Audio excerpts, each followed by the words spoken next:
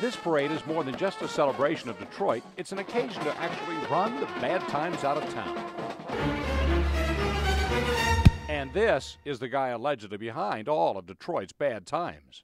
You know, Stefan, can I call you Stefan? I'd rather you call me Stephen. Okay, Stefan. He's known as Nain Rouge, but as you can see, he's a little difficult. You know, we're doing an interview here.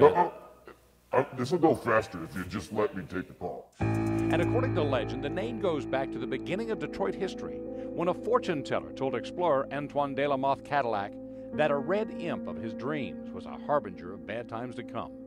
So for 200 years, the Nain got the blame for a lot of bad stuff. The history of it is that he tends to manifest at times.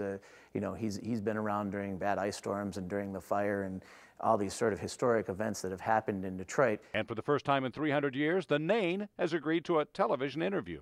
I really felt it was time to go public in a bigger way and let people know about my new awareness campaign, my new philosophy of relentless negative apathy. Why so dreary? In our interview, where the Nain preferred to stay in the darkness, he took the credit for everything from the bad weather.